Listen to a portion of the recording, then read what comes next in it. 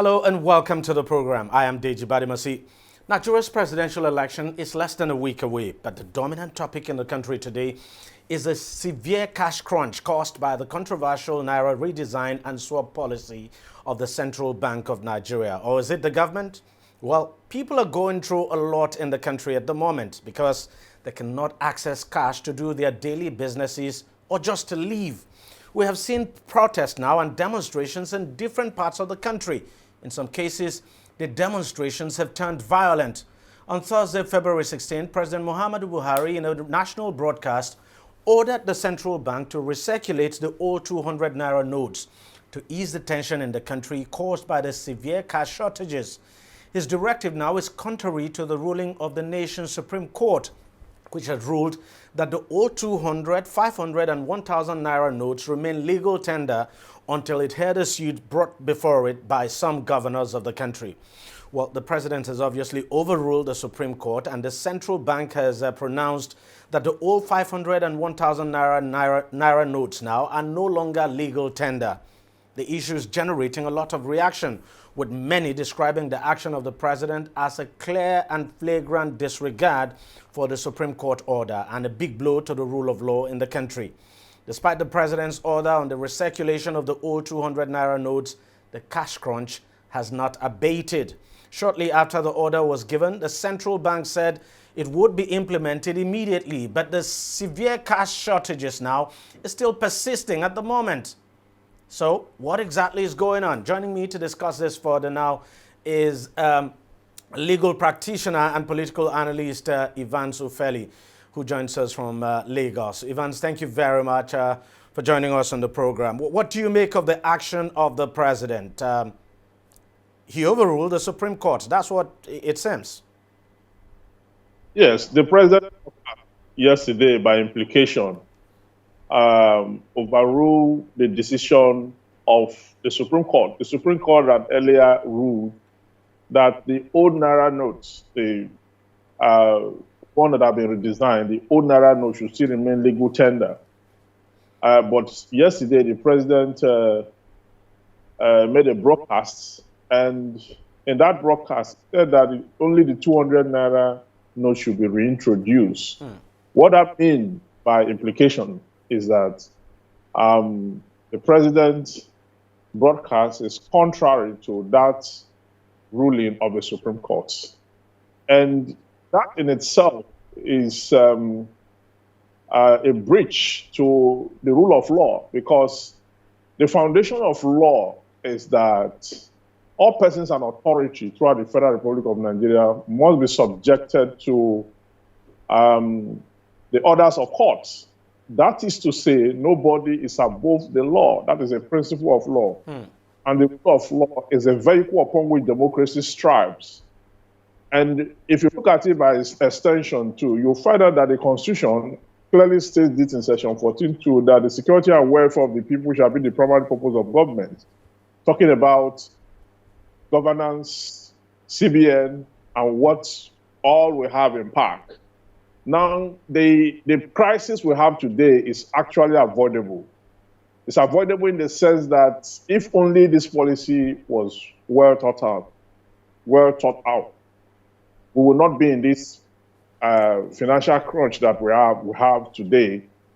One would have thought that because the Supreme Court have ruled, the president in his broadcast would have said that since the case is in court now and there's a subsisting ruling of the Supreme Court, the old notes should remain legal tender pending when the Supreme Court determine the substantive suits. But that didn't come from the president that way. The president disregarded the court order and then went on a flurry of his own to make those pronouncements, which is contemptuous. Now we've seen. Sorry, let me just interject now. We've seen the governor of Kaduna State also make his own broadcast, asking the citizens of that state to essentially, literally disregard the president's order. Saying that they should continue to use the 200 Naira, 500 Naira, and 1,000 Naira notes now, based on the order of the Supreme Court. You know, he cited the Supreme Court and said, you know, it's an order of the Supreme Court that should supersede. So he's acting, obviously, he says, based on the order of the Supreme Court. Now, what do you make of that? Could we then accuse the governor of Kaduna State of, could we accuse him of anything at all? Is he in breach of any law? Well, he has only made a statement drawing the attention of the public to the ruling of the Supreme Court. The statement he made is not false, because truly there is an order. The said order is before the public. It's a public document. We have seen certified true copies of the order. So it will be difficult for one to say that, to accuse the governor of treason or of... yes, because I've seen some people say he might be charged for treason, and I'm wondering, how is this treasonous? Section 308 of the Constitution, he has immunity. The governors of state and their deputy, the president and the vice president, put together there are about 76 of them or thereabout in the entire country that have that immunity. Okay, so he cannot be charged for treason as we speak, because he is just drawing the attention of the public back to the ruling of the Supreme Court. And he's saying that the Supreme Court has said that those Naira notes will remain legal tender. And that is what it ought to be, because even though the CBN has that power to, under Section 20 of the CBN Act, to redesign the Naira and to manage the Naira and then manage the affairs of the financial policy of the country and all that, when a matter is brought before a court of law, whether it's a magistrate court, a high court, or an appeal court, or the Supreme Court, every person and authority who is party to that suit must respect the order of the court first, whether the order is wrong or right. Now, the Supreme Court have not even determined the suit. The Supreme Court only granted an ex parte application asking parties to maintain the status quo ante bellum, which means that parties, the old Naira note should continue with legal tender. And you see the discordant tunes we're having now from the governor of Kaduna State and another one coming from the president, and the confusion was actually created by the president. Was created by the president because if only the president had affirmed or made his broadcasts referencing the Supreme Court ruling and asking the public to submit to the Supreme Court ruling and wait for the substantive suit to be determined, there wouldn't have been any crisis whatsoever.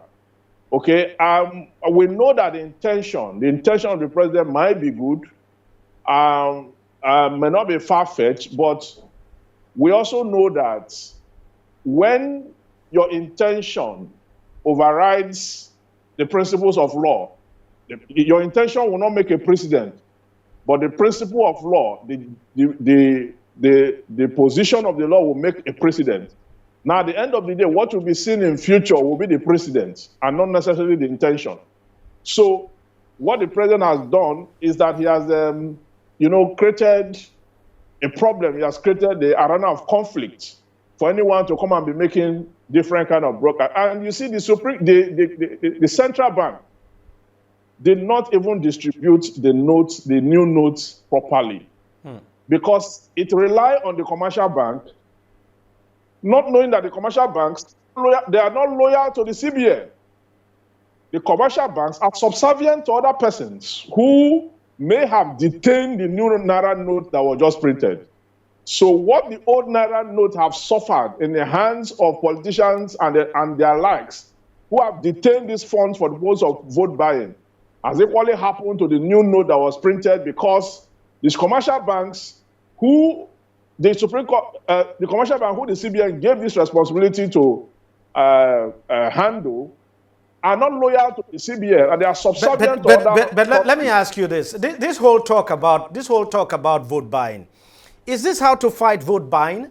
Do you fight vote buying now by, literally punishing everybody and taking money out of circulation? I have never seen where vote buying is fought like this. This is quite strange. Well, but that's what they told the public. But for me, I think it's a very bad strategy. It's a bad strategy in the sense that we just amended the Electoral Act okay, 2022, I had thought that in the Electoral Act 2022, there would have been provisions that will curtail vote buying, or at least there would have been provision that will monitor and then create avenue or platform within which vote buying can be completely terminated. Okay, but there is none of that in the law. We only have punishment if you are caught. We only have punitive measures. What should be done if one is caught, but you don't have any preventive measures. Okay, so for me, I don't even know why the CBN should be the one that will be regulating. Because I'm just wondering why monetary policy would have to be used to fight a political crisis, because that's what we have at the moment. So it's just baffling to me. But let's go back to what the president has done and its implication now for our judiciary, because just as you said, he set a very dangerous precedent. So, I mean, there must be some very grave implications for what he's done by overruling the Supreme Court in this matter. Yes. Yeah. The consequences for that is that the president's broadcast is, first of all, contemptuous because the matter is sub judice. So the president appears to have determined the matter, usurped the authority of the judiciary, and then has determined the matter, and now the public have gone the way of the president. Okay? Now, this is not a monarchy where the president's words is law. Okay? I mean, the word of the president is not law because it has not gone through the National Assembly. Mm-hmm. Okay? And any decision or any policy of this kind that have not gone through the process of law cannot stand the test of time. The consequence will be that the president will have to face contempt after his tenure expires, and the tenure will expire some months from now. So, but then I'm wondering, can you bring legal action against a former president for actions he took while in office? Why not? I mean, it has not been done in Nigeria, but why not? There's no law against it. There's no, especially when this president have been the only president in Nigeria, democratically elected president in Nigeria, that have consistently disobeyed court order. Consistently disobeyed court order. When Kanu was granted, they refused to release him. That happened to Showore also and so many other persons. Well, but the irony of all this is that he has legal advisors. I mean, he has the Attorney General of the Federation and Minister of Justice, who is a very senior lawyer, a senior advocate of Nigeria. Yes, it's not to have advisors. It's not enough. How good are the advisors? How well grounded in law are they?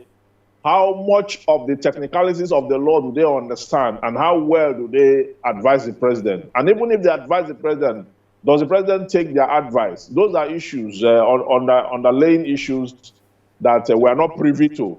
We're not privy to how sound the legal advice comes from the legal team of the federal government, and whether the president even listens to such advice. Those are issues that should be determined as well. But all well and good. For me, I think that the CBN misdirected itself on this policy. The federal government, instead of correcting it when the courts came in to intervene, the federal government has heightened the tension. As we speak today, there were a lot of protests today across Nigeria, in Lagos, in Port Harcourt, in Delta State, in Edo State, and all that. We have crisis in our hands. And the Supreme Court has adjourned the matter to 23rd because some other parties are joining the suit. And if the Supreme Court determines the matter on the 23rd, we'll have 2 days to go to election from there. So it's a very tight situation for us. And I think that people should be careful this period. Quite tight. For those who are protesting, I think protests may not be the solution as we speak, because the policemen are out there with AK-47. I don't know why The policemen are going out there to quell. And the policemen are affected by this as well, because they also need cash. Yes, they are heavily affected. I mean, there's one of the senators that came out today to say that he needs 70 million naira to prosecute his election, that he needs to pay agents and all that, ground down and all that. Even INEC need cash. Yes. Logistics. Are you going to give INEC 500,000 naira as the daily limit for withdrawal for corporate organizations or body corporates? Or how exactly is INEC going to operate? Or is INEC, there's an exception to INEC or maybe some other persons or these politicians who sincerely, in some cases, needs logistics to get their agents in all the polling units. That one is not illegal. I mean, those ones are not illegal, except for when they use it to give gratification. But to get their machineries in order, those ones are legal. So how are they going to do it? It poses a lot of questions. And that this is putting pressure on the set election. I don't know how INEC is going to manage the process. Yeah, I mean, it's something we're still going to discuss that in the course of the program. But let's just leave it at that. Ivan Sufeli, thank you very much for joining us on the program, and thank you for your time. And let's just hope this thing doesn't impact the election too badly. It will definitely impact it, but let's hope it's not so bad. Thank you so much for coming on the program. You're welcome. All right, we'll take a short break and we'll be right back. Stay with us, don't go away, because up next, we'll be looking at the 2023 presidential election. Opinions are free, facts are sacred, but truth is universal. How, in practical terms, can we, for instance, de-escalate the tension? President must see himself as the president of the Federal Republic. We know where the enemy is. 3 places. The Lake Chad Basin, the border area between Nigeria and Cameroon, and then the Sambisa Forest. On DEJI360, we give you a complete dose of everything. Opinion, facts, and undiluted truth. I hardly believe what politicians say in this part of the world. A new Nigeria is possible, a future is possible. We delve into the issues, dissect it so that you can understand it, and use it to take action. I don't think there's any need for any governor to look for grant for ranching. DEJI360, dissecting the issues.